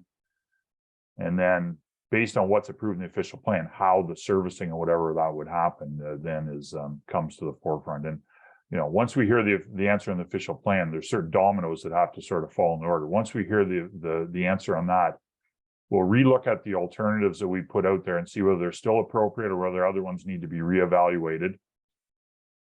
And then we'll be coming back to you again. I really hope at that time that we can, further investigate what may or may not be available in grants. Although we may never have an answer on that till we have projects to go ahead, and then do some costing on individual connection costs so that we would know order of magnitude of what they could be. But that won't be till at least the next meeting. Rob, you mentioned grants again, and I know you talked about that earlier. A few people are interested in how you would fund these water and wastewater projects aside from the grants. Does the money come out of general revenues? Does it come out of, well, where does it come from potentially? That's what people want to know. Okay, Glenn, there's different components to this project as you see there. There was the water and wastewater components, the roads, the drainage. And then we're talking about sidewalks and streetlights and whatever. So there's certain components in there that the municipality would fund themselves. Some of the road improvements and sidewalks, streetlights. As far as water, wastewater, and drainage, we'll have to make a decision on the order of magnitude of those projects and who's affected by them as we go forward. Water and wastewater generally is funded by grants if we can get any, and then the people that you connect. And there is options there for debenturing over time so that you don't have to pay all up front when you connect. The drainage scheme of this, we'll have to look at what we're doing and figure that out. That could be done as part of the road costs. And one of the most important things you do in these projects is you get a good phasing plan, and you get a good financing plan for the municipality. You looked at those numbers there. County of Brant can't afford to do all these all at once either. There's huge, when you start adding the costs up, it's huge costs. I know a lot of people here don't want to hear about development, but having developers fund parts of this project, which we don't have to collect from the residents, it would be a benefit to the residents. But that only happens if there's some development to happen. And I'll just note that some people have, in answer to question 1, which is on screen right now, about the vision for Burford in 30 years, a number of people have said their preference would be towards the minimal community growth, the lower levels of growth. And I know that you and Rob have been hearing that from others already. So we have at least three people who want to get in orally. John Waters, whom we've heard from already. I'll come to you in a moment. Then we'll be going to Claudine Craigie and then Kim Bailey Brown. So if you could just sit tight for a minute, I'm just going to pose a couple of other questions that have come in writing. And one of these is about maintenance and replacement. It's quite a detailed one, Rob. Somebody has said, in the low pressure wastewater system, who is responsible for the grinder pump service, maintenance, and replacement, as well as the power requirements for each pump? So who would be responsible for that, Rob? Thanks, Glenn. And we do have an answer for that. So the county has a couple of spots where we have low pressure systems put in. And we have a grinder pump policy. So that is actually all defined there. So the general maintenance of the grinder pumps is included in the water wastewater fees and is done by the county. But the connection of that to your panel and what you would need to, whether you need to upgrade that at the time, would be the homeowner's costs. And the actual power to run the grinder pump is paid for by the resident. individually. And you mentioned developers and the fact that they would pay for some of this or potentially pay for some of this. Someone is asking, Rob, how much would developers contribute to the costs? Any sense of what their proportion might be, or is it too early to say? Thanks, Glenn. It's really too early to say because we don't know what we're planning for right now. People are bringing up in the Engage brand about a particular advertisement for one set of amalgamated properties, which is more development than we had proposed in our presentation tonight. And you really have to look at what the whole project is and how you're bringing it out there, and then you can make a decision on what their share of the cost is. Okay, Clearly development pays for development, so there's going to be no subsidizing of development by the existing owners, no matter which direction we go.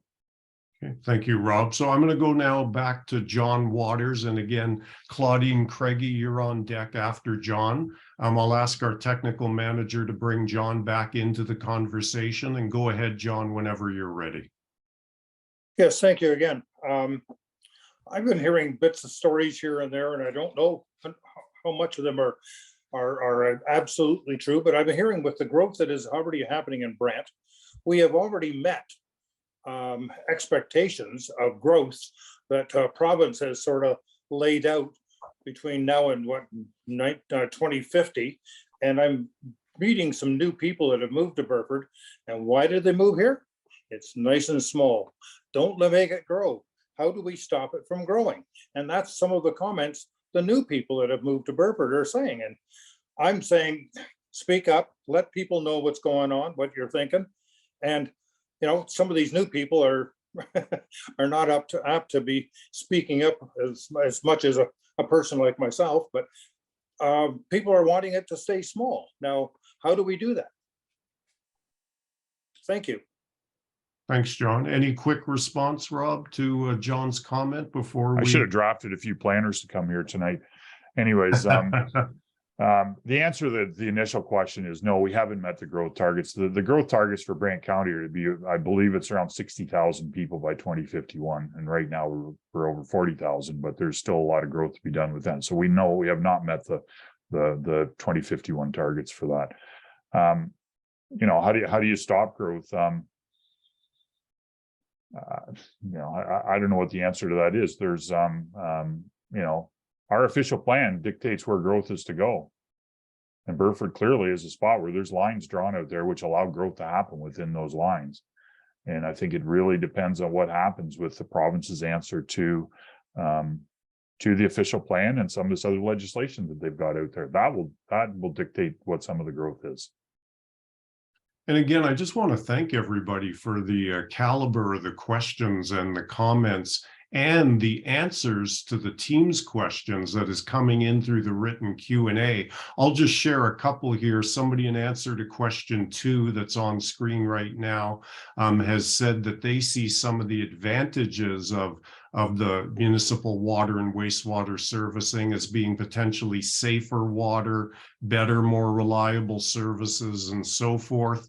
Someone else has said in answer to question 3 that cost is of high importance, and we're certainly seeing that reflected in a lot of the questions about the financial issues relating to this, but also the effects on the environment, the loss of agricultural lands, that they are serious issues, serious considerations as well. So again, thank you, everybody. Keep those coming through the written Q&A, even if we don't get to them again tonight in our next 20 minutes or so. I know the team values reviewing your comments and making use of them as they go forward. Let me go now to Claudine Craigie, who's been waiting patiently. Claudine, if you would kindly unmute whenever you're ready, and please go ahead with your question, your comment, your observation.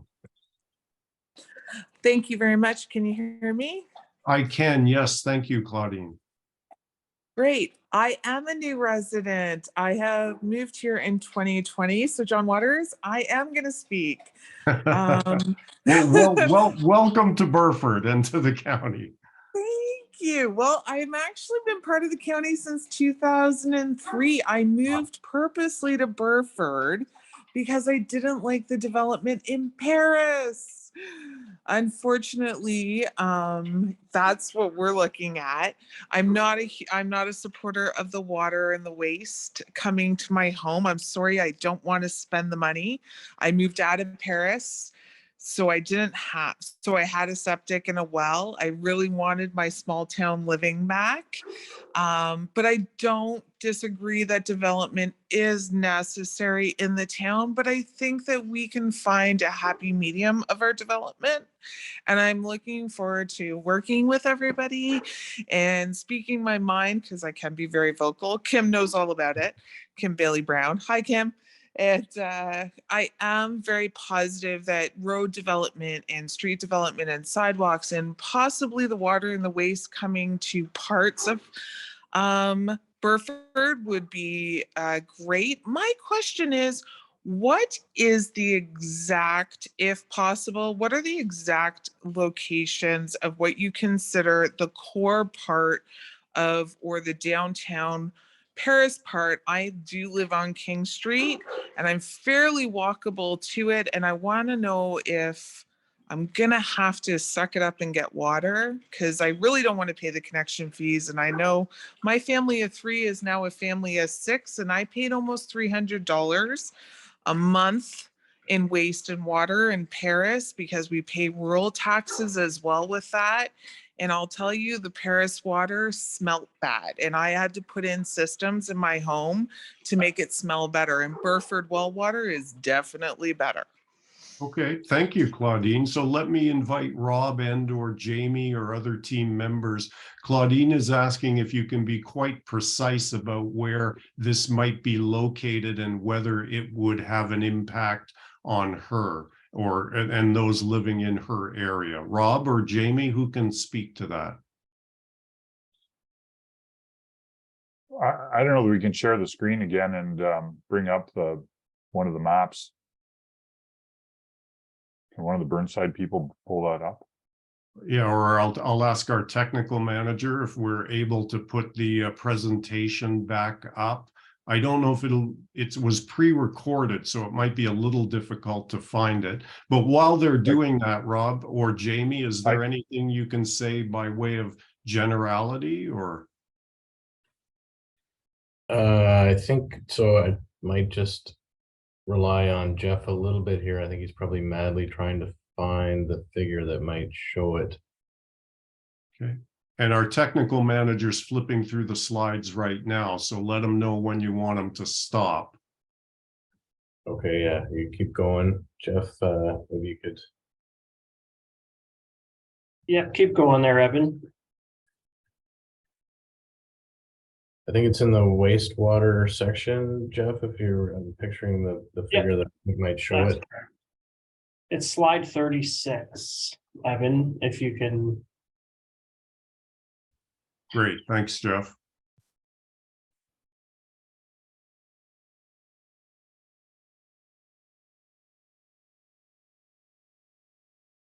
Yeah, is that the one you're thinking? Yep, go back, yep.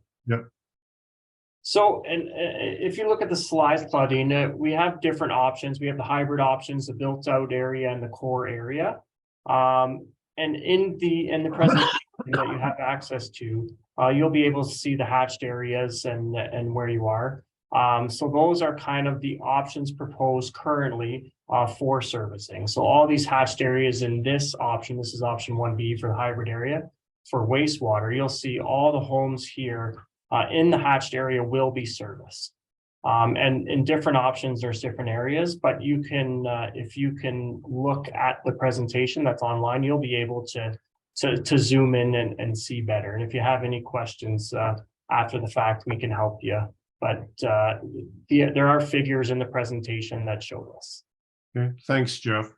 So Claudine mentioned Kim Bailey Brown, and I promised she was on deck. So I'll invite our technical manager to bring Kim into the conversation. And Kim, when you're ready, if you would kindly unmute and go ahead with your question and or comment. Go ahead, Kim. Glenn, can I add Oh. something for So our previous one? Hold on 1 second, Kim. We'll just go to Rob. Go ahead, Rob. Yeah. Our previous person talked about the monthly cost of water and wastewater maybe being $300. I think that probably was water, wastewater, and taxes, I would imagine. $300 a month for water and wastewater would be a very high bill, and I'd like to have a conversation with her offline about that if it was that high. But I just bring that in. We'd certainly be willing to talk to her about that, but I'd like to get it out to everybody that wouldn't be a normal bill. That's for sure. Okay, thanks for the clarification. And Kim, please go ahead whenever you're ready, if you would kindly unmute. Hello? Hello, Kim. We can hear you. Go ahead, please. Thank you. Oh, hi there. Okay, thank you for your time. Thank you. As a resident all my life and a local realtor from Burford, have you put into consideration how this will affect our resale of a home once we have a special assessment on our taxes? Okay, well, Rob, or can you speak to that? Has any consideration been given to that? Thank you, Kim. Thank you. Thanks, Glenn. I've worked on similar projects to this in, I don't know, 7 or 8 different communities, and this question comes up, and actually servicing projects which are smaller than this, and this question comes up a lot as to what the resale value would be and the like, and there's usually a lot of concern during the meetings as to what that will be, whether the value of the properties will go down, whether you can resell them, and what your taxes will be afterwards. So the fees for connection, whatever, are not related to taxes. They're connection fees, and generally your taxes are based on your assessed property value. So they go up when your actual assessed value goes up. With respect to the saleability of homes, we certainly, and the other communities, have not seen that as an issue.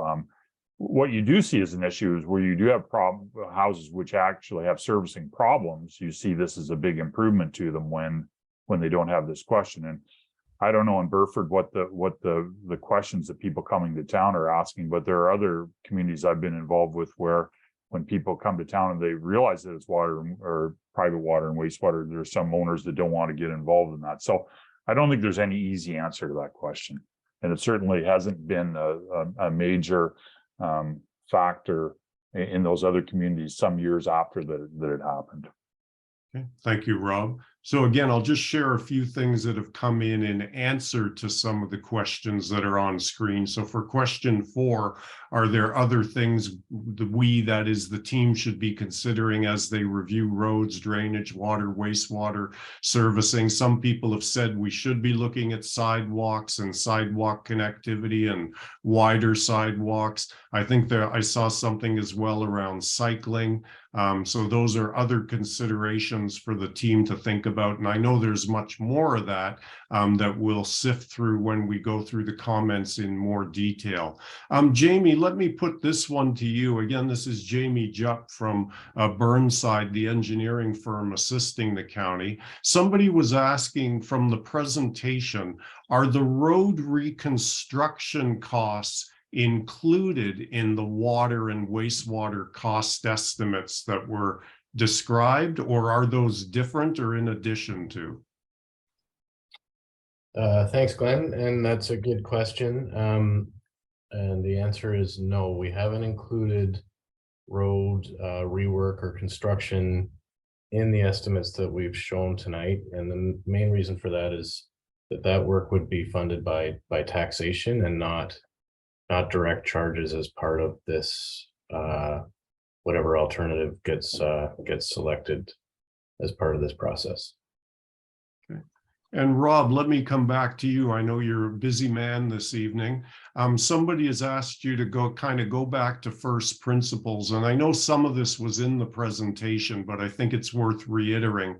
Somebody is saying, what prompted this study about infrastructure for Burford? Like, what's really underlying the need to do this study and to look at these options? Well, I'd really, I suggested we go back and look at the presentation from 2019 and look at the council report. I actually haven't looked at them just recently, but there was a number of things. I remember being at a community meeting to talk about downtown improvements, and there was people and businesses at that meeting that asked at that meeting, not related to that, when water and wastewater servicing was coming to Burford. There's a number of downtown facilities which are on holding tanks for septic because they can't have their own system except a holding tank. And the county worked with the school board on a study for both the Burford Community Center and the one school to, or actually maybe it was with both school boards, to get upgraded approvals on the septic systems that were there and study the area as to what the issues with them were. And it came back from the ministry that you cannot have any increased flows to these facilities which you have. So there's a number of things which came forward, which made us look at that.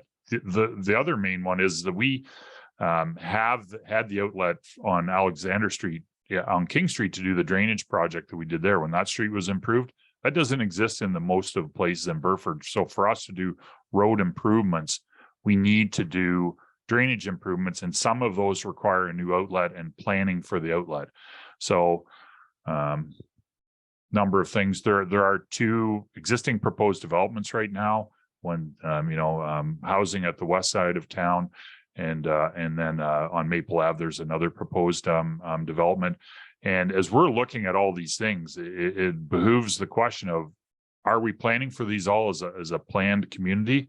Are we leaving everyone on their own? So, there's a number of things. And, if I had read that report to council, which I probably should have, I might have had some better answers to that too, but that'll do for now.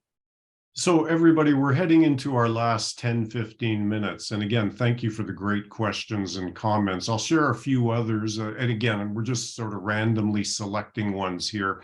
In answer to question 1 again about what Burford might look like in 30 years, someone reiterating what I said earlier has said, I envision slow to moderate growth over the next 30 years. I do not want rapid, wide-scale growth that has happened or is happening in Paris. Somebody else for question 3 around the criteria and so forth have said that costs are important, community growth, effects or impacts on farmland are important, and so forth. And why don't we, Rob and team, if we can kind of go into rapid response mode here, I'd like to share a few more questions that have come in through the written Q&A and see if we can, just keep it really tight and concise and shoehorn in as many as possible. First of all, Rob, somebody has said, ultimately, who will determine the final plan that goes forward?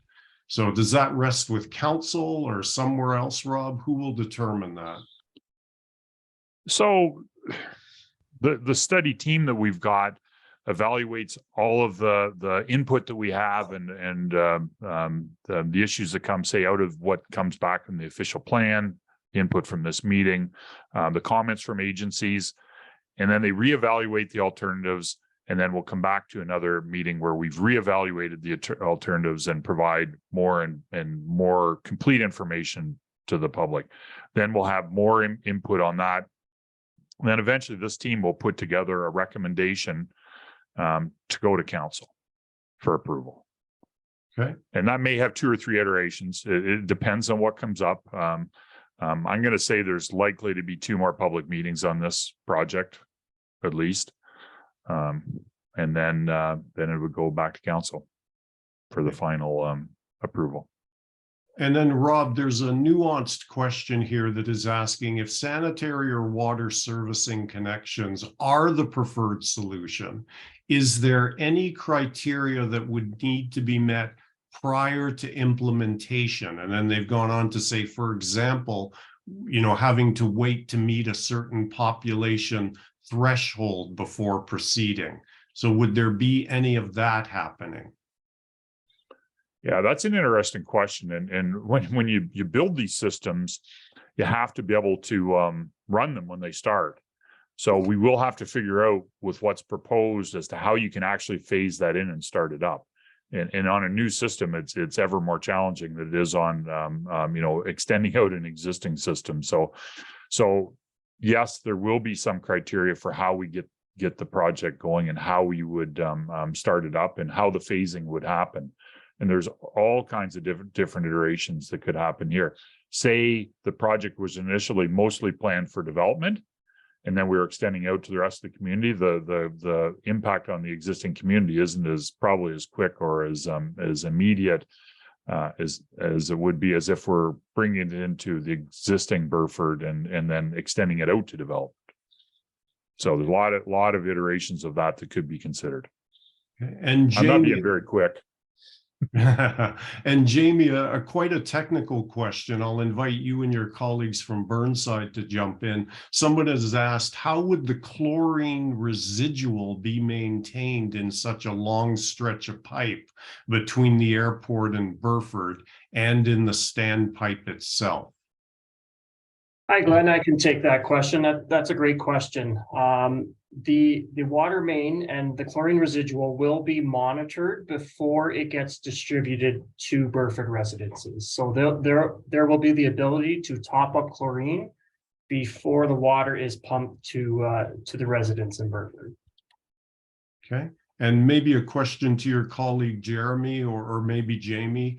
How does the stormwater drainage projects, how might they affect Whiteman's Creek, if at all? Will you be looking at that as part of the investigation? Yeah, Glenn, actually, I think you kind of answered the question with the way you worded that, but we'll definitely be looking at any environmental impacts to Whiteman's Creek as part of the process and the evaluation of alternatives. Stormwater drainage can't be completed without looking at the discharge and the downstream impacts. So it definitely will be looked at. Okay. And Rob, another question for you, and you're really going to wish you had brought a planner to the meeting, but somebody is asking, is there a way we can put a clause in that new development cannot be small lot sizes, as the new areas of Paris are squeezing houses onto, which makes the quaint small towns of Ontario feel like a tight city lot? So are there any thoughts about clauses that could be put in place around new development and the lot sizes? And I don't know whether I've got a clear answer for this, but there are certain criteria which are set out by the province for development as to density levels and whatever. So I think the answer to that is probably it would be very difficult to do that. But I would defer to the planners, and we'll definitely get that question answered better by them as we put out information to the public. Okay, thank you. And Jeff, maybe a question for you. Someone is wondering, what is the difference in flow rates for the potable water versus potable water with fire suppression? Great question, Glenn. The county's fire flow rate of 56 liters a second for 2 hours, that will mostly affect the standpipe volume. There will be approximately additional 1,000 cubic meters of volume required for fire flow and additional fire pumps to ensure fire flow is provided to residents. So that's kind of the range. So an additional 1,000 cubic meters and additional fire pump requirements, to handle and to accommodate those fire flows. Okay, so just before we move on and we talk about next steps, I first of all wanted to thank all of you, our participants, for again the tremendous caliber of the questions and comments, both in writing and those that were shared orally this evening. Greatly appreciated. And before I invite Rob to talk about next steps, did any of the team members want to share any other comments or observations about the questions and the comments that have come in this evening? Rob, Mark, EB, anybody want to jump in? Any final thoughts before we talk about next steps? I'll save mine for the next steps. Okay. And actually, I'm going to take one more individual in. And again, if I can beg the indulgence of the group, we'll just go for another maybe 5 or 10 minutes. William, I see you wanted to get back in. I'll ask our technical manager to invite you back into the conversation. And William, if you could share your question or comment quickly, that would be much appreciated. Go ahead, please. Okay, I'll start with a comment, and that's when I was looking at your development page and I see over 30 years, if we did bring full water and sewer in, it would triple the number of units or triple the population of Burford. I think that would be a very hard pill to swallow. That's just a comment. The other question I have is more one for Burnside, and you may not be able to answer that tonight, but I wonder if there could be a more intense evaluation done on, if you take the partial servicing, if you take the sewage or the nitrogen loading in the downtown core and from all the small lots, the impact that could have on the aquifer, because that's going to drive, that should drop the nitrates. And there's also the situation we have, and a lot of water, did a lot of study on the water here, and most of the water is around 40 feet deep to the bottom of that upper aquifer. And their suggestion always was, because it is layered, that the deeper you went into the aquifer, the better the water would probably be lower in nitrate. So with the impact of if some kind of assessment could be done with the impact of removing, we have a lot of nitrogen loading at this current time.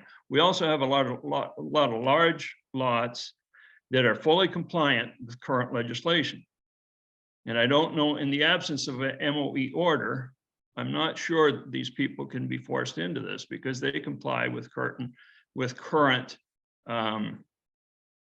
existing Ministry of Environment guidelines. So I'm just wondering if we could get a little more depth done on the impact that it would be to, because a lot of the water that's taken right now is taken from the upper part of that. It is a shallow aquifer, but it's 40 to 45 deep in most places. And a lot of the people have got, the ones that are, especially the ones that are on points, but have gone down to the water level, which starts at about 20 feet. And a lot of times they weren't driven as low as deep as they could be. So there are things that can be done to help mitigate some of this nitrate in the water by possibly going lower, and definitely by reducing the nitrogen loading. And nitrogen loading is going to be most intense in the smaller lots and in the downtown core. So if they could give us a little deeper evaluation of that, I'd be appreciated. Okay, thank you, William. So I'll invite the team from Burnside to take that away and give it some further consideration about how you might do that deeper exploration and investigation as has been suggested. That would be terrific. And thank you again, William, for sharing that thought. So before I formally draw things to a close, I'm going to invite Rob Walton again. For those who've joined us in progress, he's the county's general manager of operations, to reiterate next steps and share any summative observations, and then I'll come back to draw things to a close shortly. Rob, over to you. Thanks, Glenn. First of all, I'd like to thank everyone for coming out tonight and providing the input. I think we really did get some good input. I echo your evaluation of the questions. They were really good. I think everybody can see that this isn't a simple project. No matter what the options we go to, there's a lot of stuff to look at here, and these projects in the future, they need to dovetail. It'd be foolish for us to go ahead and do, say, the whole northwest quadrant of town and improve the roads, and then come back a few years later and, well, let's put some more servicing in there. So there's a lot of stuff to look at here, and we need to get the community talking about it, and some decisions need to be made. And not all the decisions are at our level, as I said. How the new official plan falls into place is sitting at the province right now. We've asked them for certain things. We'll see what they have to say. That's got to be reevaluated. The other next step is we're still having some in-person meetings, which people have the opportunity to sign up for, and then phone meetings. So the public consultation hasn't ended for this round. So there's going to be more of that happen. Please fill out the comment sheets. We'll evaluate all of that. And then based on that and the what comes up with the official plan, we'll be seeing whether the options we looked at right now are the ones that we should go forward further with, or whether we need to reevaluate some and reevaluate the options. When we come back to the next meeting, which I don't know when that'll be, because we really need to have this answer in the official plan before we come back again. So we can't make any promises on that. But when we do come back, we will have more information on what we found out here, what the next steps are then, and what costs would be to the owners. And there's some really good work that we'll be able to do on the potential of, working with our MP and MPP on whether, there's any future grant programs which may come out, which could help this and the like. So this project's going to take a while. I'll pass it back to you, Glenn. Unless you think I should add anything else. No, I think we're good. Thank you very much, Rob. So I'll just take one more minute of everyone's time. I want to thank you all again for participating. A special thank you to those of you who shared your questions, your comments, your responses to the team's questions. I know this project invites a lot of interest, a lot of passion, and thank you for the very civil and respectful conversation that we've had this evening. I think you have given the county much to think about, again, both through the written comments and those that were shared orally. I'd also like to thank again all of our elected officials who were able to join us tonight, not only for their interest in this topic, but also for their ongoing valued service to the community. And from my perspective, it's been a real pleasure serving as the independent facilitator for the session and working with what is obviously such a very thoughtful, knowledgeable, and articulate group. So thank you to all of the folks, the personnel who made this session possible, both from Burnside and from the county, and the technical personnel as well. I'll now formally adjourn the session. Thank you to all for your participation. Enjoy the rest of your day. Please take care, stay safe, and goodbye for now, everyone.